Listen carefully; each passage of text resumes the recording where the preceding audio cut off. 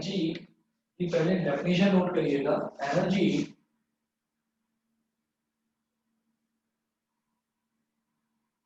Is the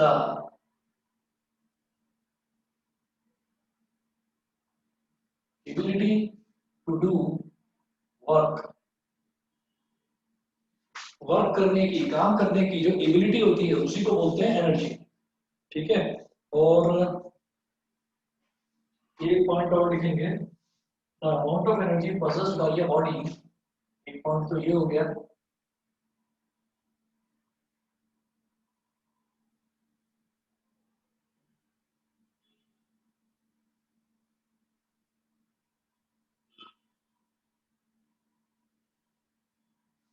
the amount of energy possessed by a body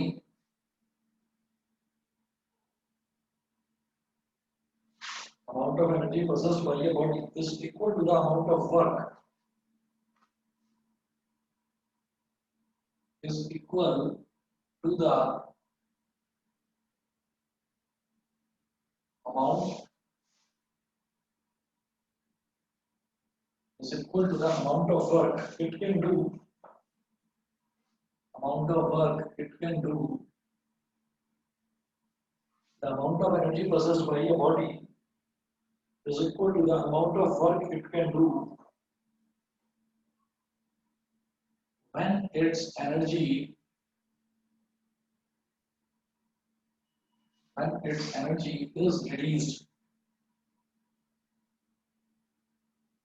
when its energy is released। उसके बाद हम बात करते हैं, ये वही वाली बात हो गई कि जितनी एनर्जी होगी उतना ही हम वर्क कर पाएंगे। यानी कि वर्क कितना कर पाएंगे, जितनी हमारी बॉडी के अंदर एनर्जी होगी उससे ज्यादा हम काम नहीं कर सकते। ठीक है, तो एनर्जी ये हो गई। अब हमने कहा कि जितनी एनर्जी होगी उतना ही हम काम कर पाएंगे, जितनी एनर्जी होगी उतना ही हम काम कर पाएंगे। इसका सीधा सीधा मतलब ये है कि जो एनर्जी की यूनिट है वही हमारी वर्क की यूनिट होगी। ठीक है, तो हम यहाँ पर बोलेंगे तो ऐसा unit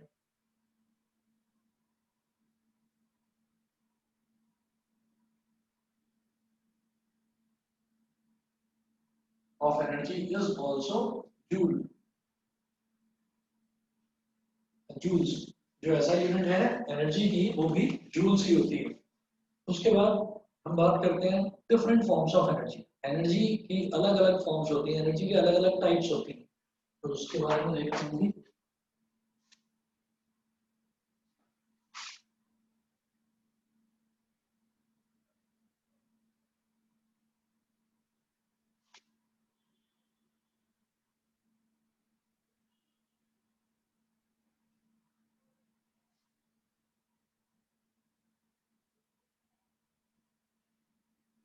different forms of energy, तो एनर्जी की अलग अलग फॉर्म्स होती हैं क्या?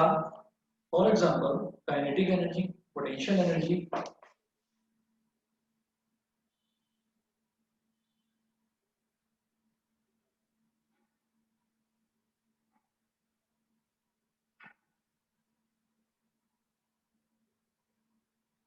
Kinetic energy, potential energy. Third है chemical energy,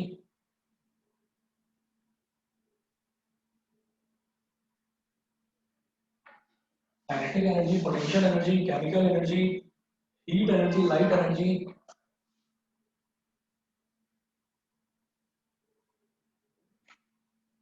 heat energy, light energy,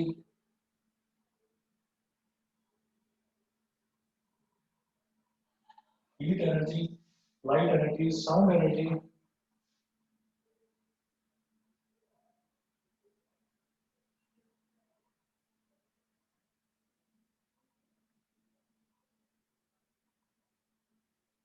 electrical energy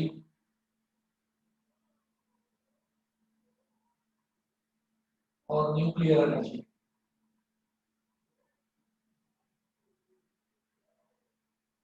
nuclear energy, ठीक है। तो इसमें देखिएगा हमने ये कहा कि एनर्जी जो है, एनर्जी बहुत तरीके की होती है। काइनेटिक एनर्जी होती है, पोटेंशियल एनर्जी होती है, केमिकल एनर्जी होती है। इसमें मैं काइनेटिक एनर्जी को और पोटेंशियल एनर्जी को, इसको हम डिटेल में पढ़ने वाले हैं। यहाँ पर हमारे सिलेबस में है काइनेटिक एनर्जी और पोटेंशियल एनर्जी, इसको डिटेल में पढ़ने वाले हैं। लेकिन देखिएगा, जो नेक्स्ट जितनी भी टाइप्स बताई हैं इनका सिर्फ और सिर्फ इंट्रोडक्शन है। कोई आप सोचें कि इसकी डेफिनेशन भी आपसे पूछी जाएगी तो नहीं। अगर आपसे इस चैप्टर में आपसे पूछा जाता है कि आप बताइए what are the different kinds of energy, ठीक है, तो डिफरेंट काइंड्स ऑफ एनर्जी में आप ये बताएंगे kinetic energy, potential energy and chemical energy. ये आपको एक एक करके मैं एग्जांपल बताता जाता हूँ। जैसे केमिकल एनर्जी है, केमिकल एनर्जी क्या होती है, जो हम बैटरी यूज करते हैं ना, छोटी सी, जैसे मोबाइल फोन की बैटरी है, या वो बैटरी हो गई जिसको हम, जो वॉल क्लॉक्स होती हैं, जो घड़ियां होती हैं, घड़ियों में जो हम बैटरी डालते हैं, वो वाली बैटरी, तो उसके अंदर जो एनर्जी होती है वो केमिकल एनर्जी होती है ना। एक तो ये हो गई। दूसरा है हीट एनर्जी। हीट एनर्जी क्या है कि जो पहले स्टीम इंजन चला करते थे, स्टीम इंजन वो होते हैं जिसमें जो कोल होता है, कोल को बर्न करते हैं, कोल को बर्न करने से हीट प्रोड्यूस होती है, और हीट जो है वो एनर्जी की एक फॉर्म होती है। तो हीट की वजह से वो इंजन जो है रोटेट करने लगता था। तो हीट एनर्जी हो गई हमारी फोर्थ टाइप की एनर्जी। फिफ्थ टाइप की एनर्जी है लाइट एनर्जी। लाइट एनर्जी मतलब कि जो रोशनी की वजह से जो एनर्जी होती है, जैसे कुछ सोलर सेल्स होते हैं, तो लाइट एनर्जी जो अल्टीमेट सोर्स ऑफ लाइट है, उसको अल्टीमेट सोर्स ऑफ एनर्जी भी बोलते हैं सनलाइट, ठीक है। तो जो सन होता है, सन से जो सनलाइट आती है, तो जो सोलर पैनल्स होते हैं, जो सोलर चार्ज बैटरीज होती हैं, उसमें क्या होता है कि जब सनलाइट उसके ऊपर आकर गिरती है किसी भी सोलर सेल के ऊपर, तो वो सोलर सेल चार्ज होना शुरू हो जाता है, ठीक है।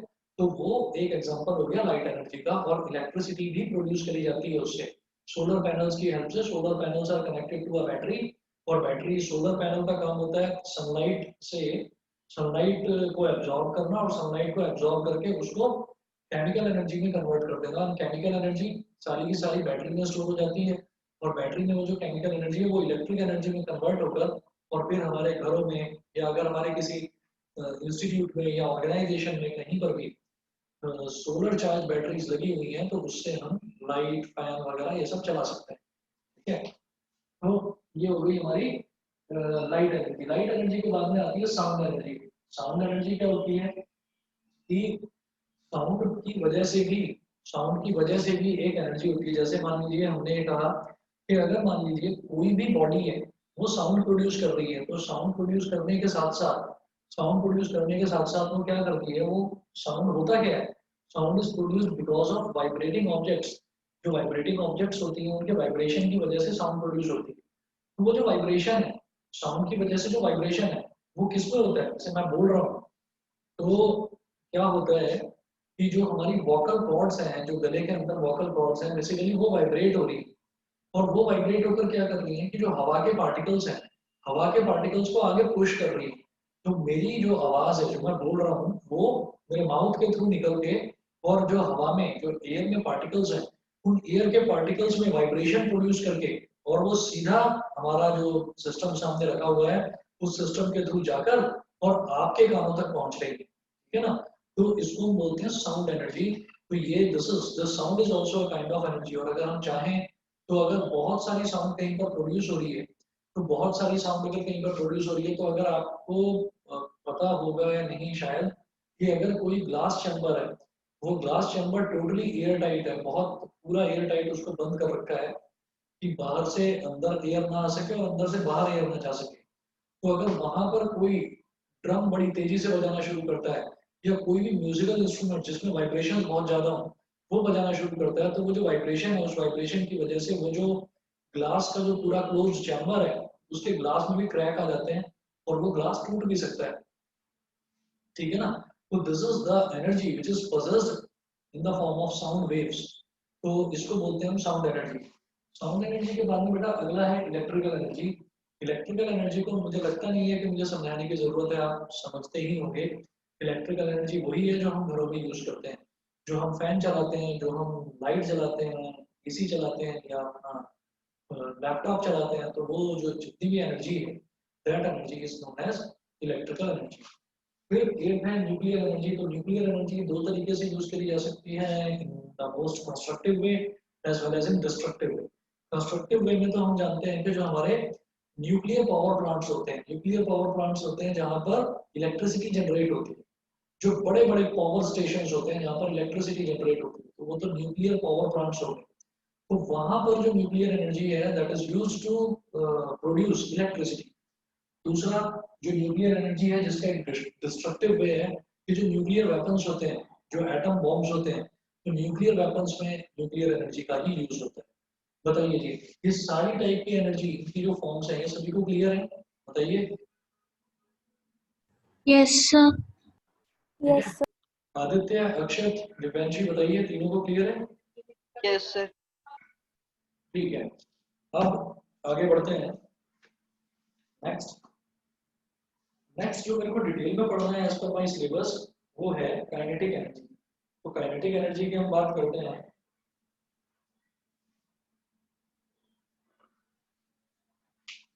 तो डिटेल में हमको ये दो एनर्जीज पढ़नी है, काइनेटिक एनर्जी और पोटेंशियल एनर्जी, ये सिलेबस में है। बाकी सबका तो सिर्फ इतना है कि हमें मालूम है कि इतने टाइप की एनर्जीज होती है।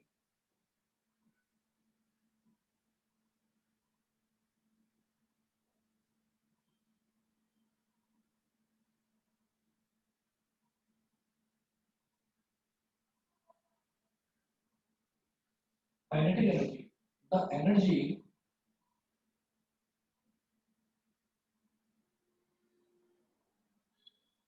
Of a body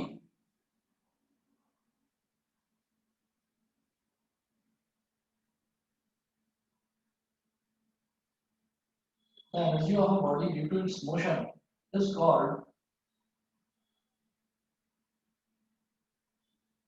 the energy of a body due to its motion is called kinetic energy.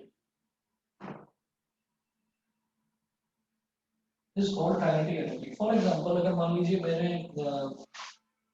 मैं यहाँ पर मान लीजिए एक रूम के अंदर मान लीजिए मैं बैठा हूँ, और हम उसमें क्या करते हैं कि हमारे अंदर बड़ी एनर्जी है कि हम एकदम से उठकर एकदम से दौड़कर जा सकते हैं बाहर कहीं। तो इसका मतलब क्या है कि there is a great potential inside me, मेरे अंदर बहुत पोटेंशियल है कि मैं दौड़ सकता हूँ। ठीक है, मेरे अंदर पोटेंशियल है कि मैं चल सकता हूँ। कोई बर्ड बैठा हुआ है हमारी बलकनी में, तो वो उड़ सकता है क्योंकि उसके अंदर पोटेंशियल है उड़ने का, कैपेसिटी है उड़ने की।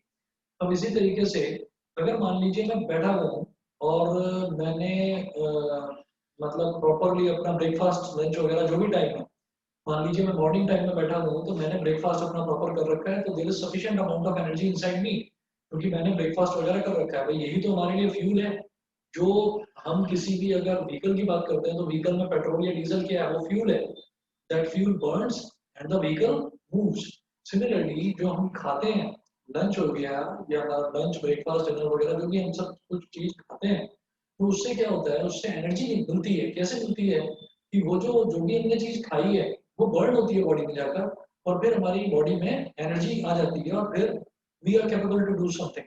ठीक, तो अब क्या होता है कि एनर्जी मेरे अंदर है, और I am capable of moving, लेकिन अभी मैं मूव नहीं कर रहा हूँ, मैं रुका हुआ हूँ, स्टेशनरी। तो energy by virtue of my position, कि मैं यहाँ पर बैठा हुआ हूँ, और अगर मैं बैठा हुआ हूँ तो मेरी पोजीशन क्या है कि I am sitting inside this room, लेकिन मेरे अंदर एनर्जी है। तो अभी मेरे अंदर कितनी एनर्जी है, that can be calculated in a different way, कि मेरे अंदर कितनी एनर्जी है, तो उसको मैं कैलकुलेट कर सकता हूँ। तो वो जो एनर्जी है, दैट एनर्जी, वो जो मैंने कैलकुलेट करी जब मैं रुका हुआ हूँ, जब मैं बैठा हुआ हूँ, that is called potential energy. ठीक है, by virtue of my position. Position क्या है, आइडियल पोजिशन, कि मैं शांति से चुपचाप बैठा हुआ हूँ। अच्छा, अब वंस आई स्टार्ट मूविंग, तो अब मैं मोशन में आ चुका हूँ। तो energy due to its motion, energy of a body due to its motion is called kinetic energy. तो जब भी कोई बॉडी रेस्ट में है, और रेस्ट में बैठी हुई किसी, रेस्ट में रुकी हुई या बैठी हुई किसी भी बॉडी का मैं एनर्जी निकालने की कोशिश करता हूँ, तो that energy is known as potential energy. और जब भी कोई बॉडी मोशन में है, वो लगातार मूव कर रही है, तो उसकी अगर मैं वेलोसिटी निकालने की कोशिश करता हूँ, वो सॉरी एनर्जी निकालने की कोशिश करता हूँ, तो that energy is called kinetic energy. ठीक है, बताइए जी, इतना क्लियर है सभी को? इतना सभी को क्लियर है? Yes sir. Yes sir. Okay okay okay. उसके बाद देखिएगा, अब काइनेटिक एनर्जी की ये तो बेसिक डेफिनेशन हो गई कि जब बॉडी मोशन में होती है तब हम उसको काइनेटिक एनर्जी बोलते हैं। अच्छा, इसके बाद मैंने कहा कि एक ना हमारे पास बॉडी है, और उस बॉडी की मैं काइनेटिक एनर्जी कैलकुलेट करना चाहता हूँ। तो जो काइनेटिक एनर्जी है, हमने ये पहले भी देखा कि एनर्जी का मतलब क्या है। Energy is the ability to do work, है ना। काम करने की जो एबिलिटी है, जो कैपेसिटी है, उसको हम बोलते हैं काम करने की कैपेसिटी या एबिलिटी, उसको मैं बोलता हूँ एनर्जी। फिर हमने कहा था amount of energy possessed by a body is equal to the amount of work it can do when its energy is released। तो amount of energy possessed by a body का मतलब क्या है कि एक बॉडी कितनी एनर्जी रखती है अपने अंदर, वो उसी से ये पता चलता है कि वो कितना काम कर सकती है। ठीक है, एक बॉडी अपने अंदर कितनी एनर्जी रखती है, उसी से पता चलता है कि वो बॉडी कितना काम कर सकती है। मतलब अगर मैं कोई बॉडी मोशन में है, उस बॉडी ने कितना काम किया, अगर मैंने वो वर्क डन निकाल दिया। कोई बॉडी अगर मोशन में है और मोशन में उसने कितना काम किया, अगर हमने वो वर्क डन निकाल दिया, तो वो जो वर्क डन है, वो वर्क डन ही क्या हो जाएगा, वो उसकी काइनेटिक एनर्जी कहलाएगा। क्यों? क्योंकि वो जो उसने वर्क किया है, वो क्यों करा है, वो अपनी एनर्जी की वजह से करा है। अगर बॉडी मोशन में है, तो उस टाइम पर जो भी एनर्जी हम कैलकुलेट करेंगे, that energy is called kinetic energy. तो अगर मैं वर्क डन निकालूं, तो वर्क डन का फॉर्मूला होता है फोर्स इनटू डिस्प्लेसमेंट।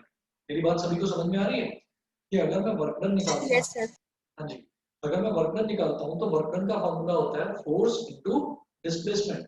तो हम ये कहते हैं कि चलिए एक छोटी सी बॉल की बात करते हैं, एक छोटी सी बॉल की बात करते हैं which is moving with velocity. क्योंकि हमने ये कहा काइनेटिक एनर्जी कैलकुलेट करना चाहते हैं। ये इधर का मिटा रहा हूँ, जिसको ना आए समझ में प्लीज दोबारा पूछना मेरे से।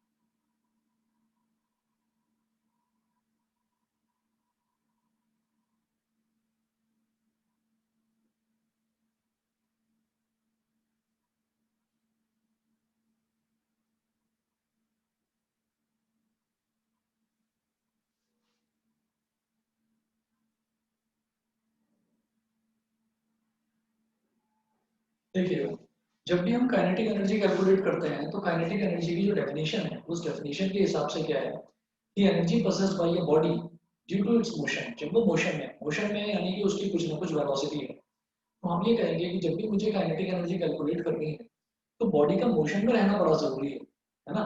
तो बॉडी अगर मोशन में है, तो उसकी कुछ ना कुछ वेलोसिटी होगी। तो हम ये कहेंगे कि let us suppose,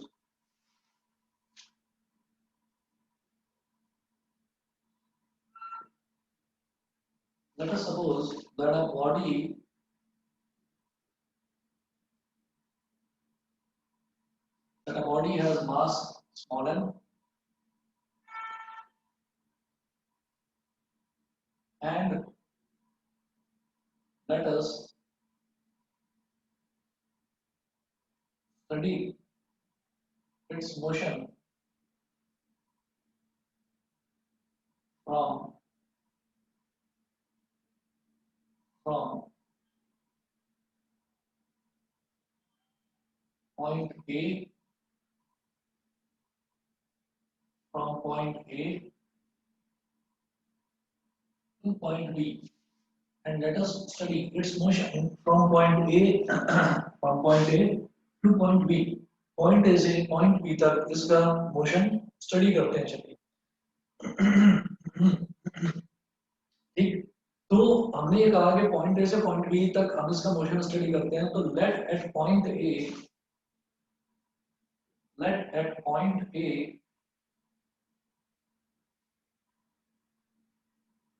velocity is equal to small v। Point A पर जो वेलोसिटी है उसको मान लीजिए स्मॉल v है, और फिर हमने क्या कहा, let at point capital A, sorry let at point capital A velocity is equal to small v। फिर हमने ये कहा कि पॉइंट ए से पॉइंट बी तक का मोशन स्टडी करना है। हम ये मान लेते हैं कि बॉडी फाइनली यहाँ पर आकर ना रुक जाती है, ठीक है, तो हमने कहा कि let the body stops at point B, point B पर बॉडी रुक जाती है, तो फिर वेलोसिटी कितनी हो गई,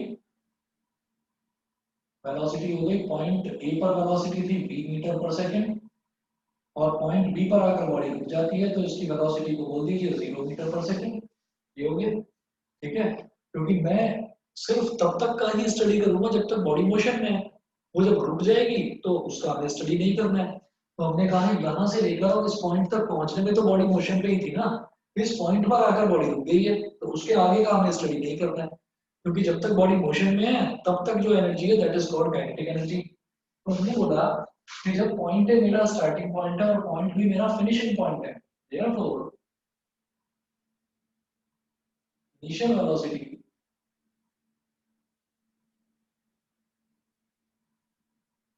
therefore initial velocity small u is equal to 0 meter per second, sorry, small u is equal to v meter per second। जो हमारी इनिशियल वेलोसिटी होती है ना बेटा, इनिशियल वेलोसिटी को हम बोलते हैं u, है ना, और उस u को because the body is already in motion, उस u को आपने स्मॉल v बोल दिया। अब बात करते हैं फाइनल वेलोसिटी की, ठीक, अब बात करते हैं फाइनल वेलोसिटी की। तो फाइनल वेलोसिटी, जब फाइनल वेलोसिटी की बात करेंगे तो फाइनल वेलोसिटी को हम बोलते थे स्मॉल v, अब आप इसको कैपिटल v बोल दीजिए फाइनल वेलोसिटी को, और फाइनल वेलोसिटी कितना है हमारा 0 मीटर पर सेकंड, ठीक है, फाइनल वेलोसिटी हो गया 0 मीटर पर सेकंड। फिर displacement,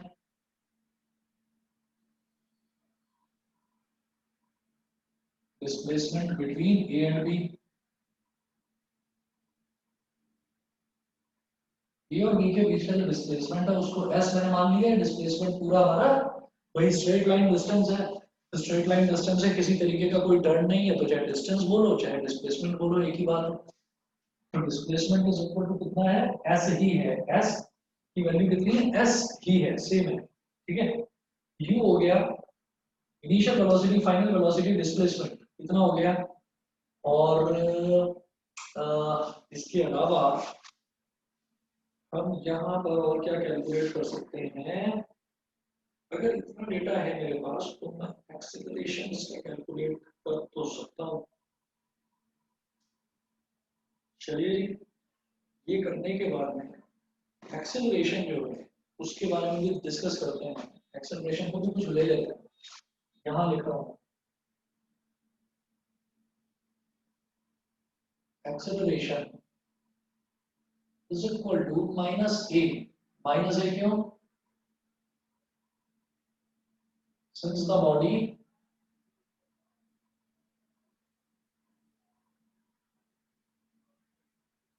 is going to stop, body जो है वो फाइनली रुकने वाली है, जब रुकती है बॉडी तो इसका मतलब ये है कि उसका जो एक्सेलरेशन है वो नेगेटिव होगा, वो लगातार कम होता जा रहा है। जब वेलोसिटी लगातार कम होती जाती है तो उसको बोलते हैं हम नेगेटिव एक्सेलरेशन। तो एक्सेलरेशन को मैंने ले लिया -a, ठीक है। तो अब हम एक काम करते हैं, by third equation of motion,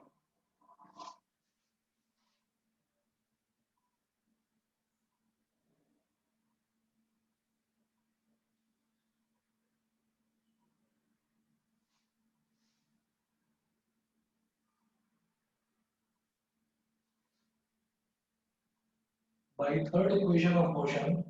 third equation क्या है मोशन की? मोशन की थर्ड इक्वेशन होती है v square is equal to u square, v square is equal to u square plus 2as। Third equation ये होती है मोशन की, ठीक है। v स्क्वायर क्या होती है? हमारी फाइनल वेलोसिटी। फाइनल वेलोसिटी यहाँ पर मैंने क्या लिया है? फाइनल वेलोसिटी को कैपिटल V, तो capital V square is equal to u square मतलब इनिशियल वेलोसिटी, उसको अभी u लिखिएगा, is equal to u square plus 2a और डिस्प्लेसमेंट s, ये सारी वैल्यू एज इट इज। बस फाइनल वेलोसिटी को मैंने कैपिटल V बोल दिया था। अब आप क्या करिए, because my body is going to stop, तो फाइनल वेलोसिटी कितनी है? 0। तो यहाँ लिखिएगा 0 का स्क्वायर, u इनिशियल वेलोसिटी मैंने कितनी ली है? स्मॉल v, तो यहाँ पर हो गया स्मॉल v का स्क्वायर प्लस 2 इंटू ये जो a है ये होता है एक्सेलरेशन। एक्सेलरेशन मैंने कितना लिया? -a। s होता है डिस्प्लेसमेंट, डिस्प्लेसमेंट को हमने s ही ले लिया है, सेम ले लिया, तो ये s हो गया। तो 0 is equal to v square minus 2as, v square minus 2as। अब ये v स्क्वायर माइनस 2as आ गया हमारे पास, तो अब हमें क्या करना होगा?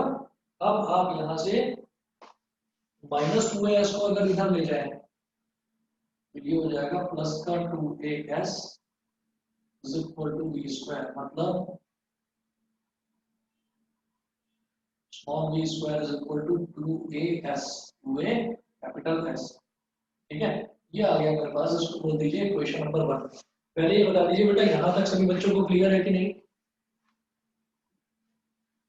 Yes, sir. क्लियर है। ठीक है, गरिमा बताइए क्लियर है? Yes sir. युग बताइए क्लियर है? युग मेरी आवाज आई? Yes sir. ठीक है, यस सर। उसके बाद देखते हैं नेक्स्ट। अब इससे आगे बढ़ेंगे। अभी तक मैंने सिर्फ इतना निकाला, v square is equal to 2as।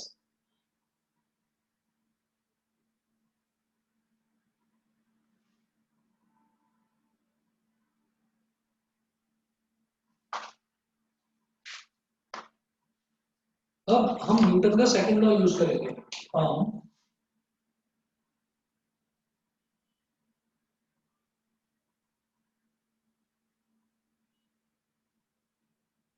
Newton second law,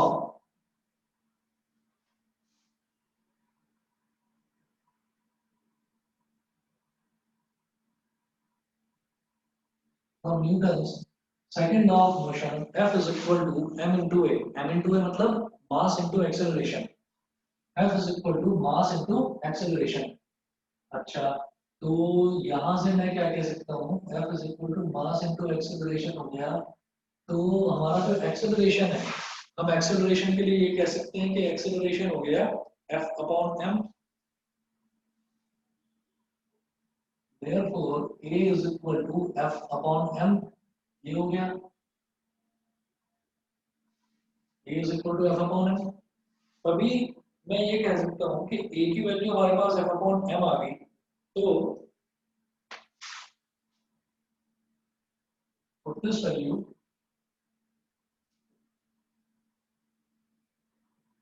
in first equation। First में डालिए, फर्स्ट क्या? v square is equal to 2as, v square is equal to 2as, v square is equal to 2 into a कितना हो गया? F upon m, F upon m into s। और इसको m को इधर ले आओ, ये क्या हो गया? mv square is equal to 2 into fs। fs को इधर ले आओ या 2fs को इधर ले आओ, twice of F S is equal to M V square, और इसको टू को इधर ले जाओ, F multiplied by S is equal to half M V square. ये force into displacement F into S, ये क्या होता है, work done.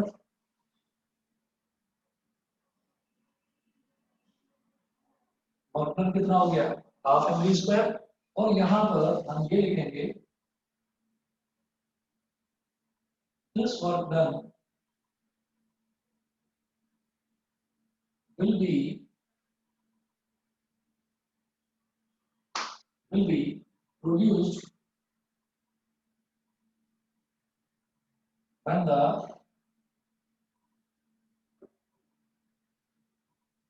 body is in motion, when the body is in motion। तो ये वर्क डन वो है जो बॉडी में प्रोड्यूस करा गया, कब, जब बॉडी मोशन में थी। तो जब बॉडी मोशन में थी तो उस दौरान जितनी उसकी एनर्जी होगी उसने उतना ही तो काम करा होगा जितनी उसकी एनर्जी होगी। तो ये वर्क डन जो है, this work done is the same as kinetic energy. यही वर्क डन आपका काइनेटिक एनर्जी है। और इसी वजह से मैं बोलता हूँ काइनेटिक एनर्जी का फॉर्मूला होता है हाफ एम वी स्क्वायर। बताइए जी, समझ में आ गया? Yes, sir. न्यासा, प्राजक्ता, बताइए। Yes, sir. दिव्यांशी, इंदर, बताइए बेटा। Yes, sir. Okay. So this work done will be produced when the body is in motion. So kinetic energy. So kinetic energy KE is equal to half mv square. Kinetic energy is equal to half mv square. ये हो गया, ठीक है जी। और इसके बाद फिर कुछ क्वेश्चंस करते हैं काइनेटिक एनर्जी कैलकुलेट करने के, कुछ क्वेश्चंस देखते हैं। बस 1 मिनट रुकिएगा, मैं पानी पी रहा हूँ। 1 मिनट रुकिए, फिर स्टार्ट करते हैं।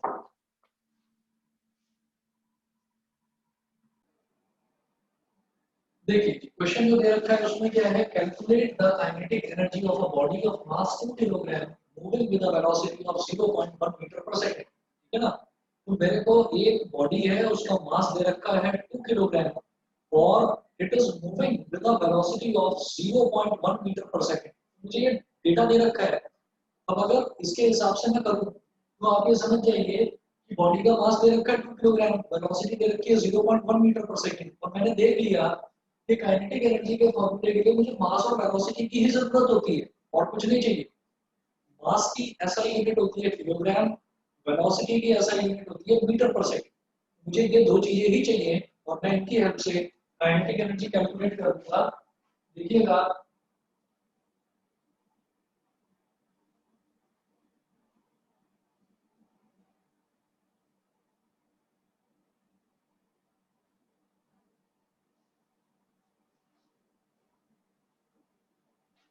mass is 2 kilogram and velocity is 0.1 meter per second. Kinetic energy हो गया half mv square 1/2 multiplied by mass at 2, velocity is 0.1, 0.1 का स्क्वायर, 2 से 2 कैंसिल आउट हो गया। 0.1 का स्क्वायर क्या हो जाएगा बेटा, 0.01 जूल। बताइए क्लियर है सभी को? Yes, sir. Yes, sir. Clear है? Yes, sir. ओके। अब इसी के जैसा एक और क्वेश्चन कराता हूँ, इंपॉर्टेंट है वो भी।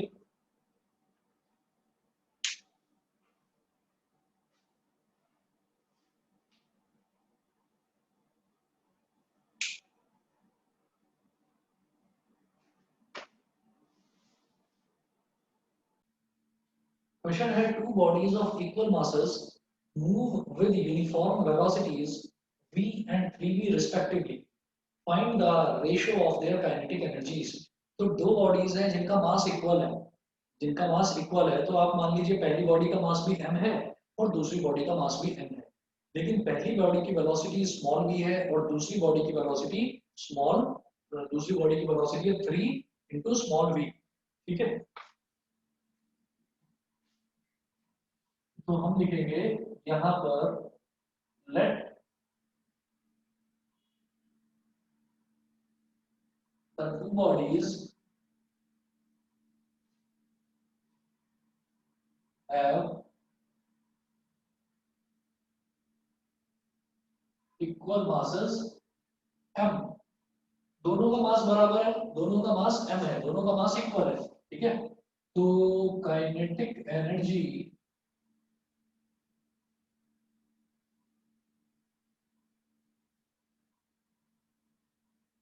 Of first body ke1, first body की काइनेटिक एनर्जी को आप बोल दीजिए ke1। ke मतलब kinetic energy and 1 is for first body, कि मैं फर्स्ट बॉडी की बात कर रहा हूँ।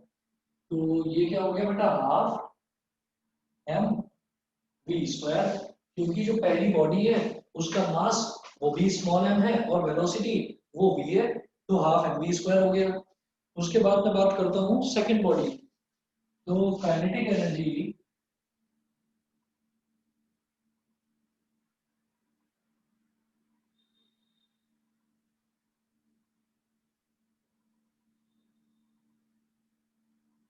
Energy of second body ke2, मास तो सेम है तो हाफ इनटू एम, ये तो सेम है, और वेलोसिटी है 3v, तो वेलोसिटी का स्क्वायर यानी कि 3v का स्क्वायर, तो ये हो गया हाफ एम इंटू 3v का होल स्क्वायर, क्या हो गया 9v square, half M into 9v square, ये हो गया, ठीक है। अब जरा देखिएगा, तो जब हमसे इन्होंने बोला कि आप दोनों बॉडीज का जो काइनेटिक एनर्जी है उनका रेशो निकालो, तो आपको क्या करना है, आपको करना है बेटा ke1 kinetic energy of first body upon ke2 kinetic energy of second body. तो फर्स्ट बॉडी की काइनेटिक एनर्जी कितनी है, हाफ एम बी स्क्वायर, और सेकंड बॉडी की काइनेटिक एनर्जी कितनी है, half M into 9v square, half से half cancel, M से एम कैंसिल, बी स्क्वायर से बी स्क्वायर कैंसिल, तो बेटा ऊपर बचा 1 नीचे बचा 9, तो रेशियो कितना हो गया 1:9। बताइए समझ में आ गया,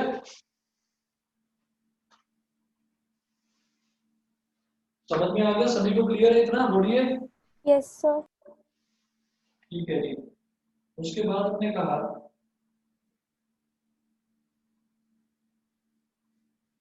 एक और क्वेश्चन देखते हैं, how much work should be done on a bicycle of mass 20 kg to increase its speed from 2 meter per second to 5 meter per second। तो हम ये बोलेंगे कि इनिशियल वेलोसिटी कितनी थी 2 metre per second, final velocity कितनी है 5 metre per second, तो पहले निकालते हैं initial kinetic energy.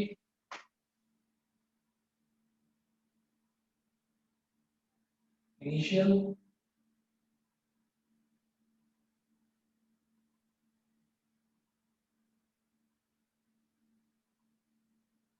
Initial kinetic energy के ई आई बोल दीजिए इसको, आई इज फॉर इनिशियल, के ई आई। तो इनिशियल काइनेटिक एनर्जी कितनी होगी, half M V I square, V I is for initial, ये यू बोल दीजिए, चलिए इनिशियल वेलोसिटी को हम वैसे भी यू बोलते हैं, तो हाफ एम यू स्क्वायर, तो हाफ मास कितना है 20 किलोग्राम, और इनिशियल वेलोसिटी कितनी है 2 मीटर पर सेकंड, तो 2 का स्क्वायर, तो 2 10 जा 20, तो 2 का स्क्वायर कितना हो गया 4, 4 इंटू 10 हो गया 40 जूल। तो इनिशियल काइनेटिक एनर्जी, ओके यहाँ पर दिखाई नहीं दे रहा है, मैं आगे करता हूँ उसको।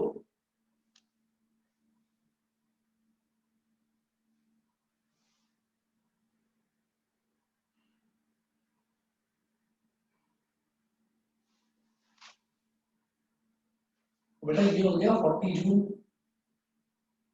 इसी तरीके से फाइनल काइनेटिक एनर्जी निकालते हैं,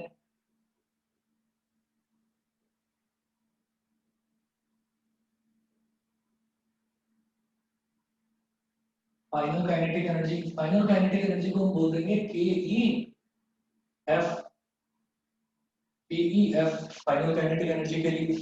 तो ये क्या हो जाएगा, हाफ एम वी स्क्वायर, मतलब हाफ और मास कितना है बॉडी का, फिक्स 20, ठीक है। और वेलोसिटी कितनी है फाइनल, 5 मीटर पर सेकेंड, 5 का स्क्वायर 2 10 का 20, 5 का स्क्वायर कितना हो गया 25, 25 इंटू 10 कितना हो गया 250 जूल।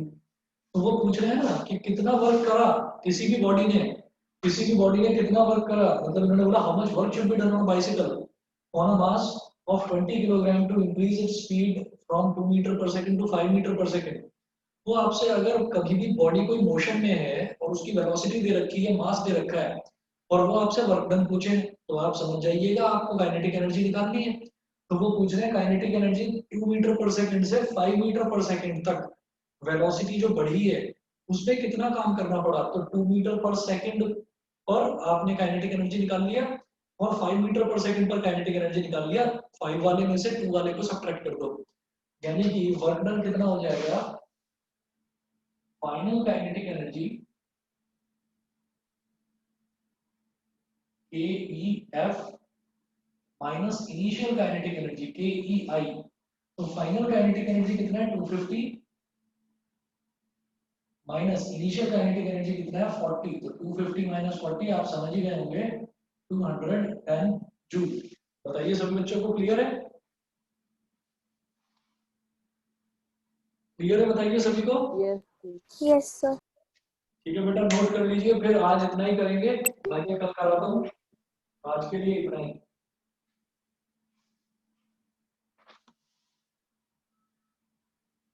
Thank you, sir.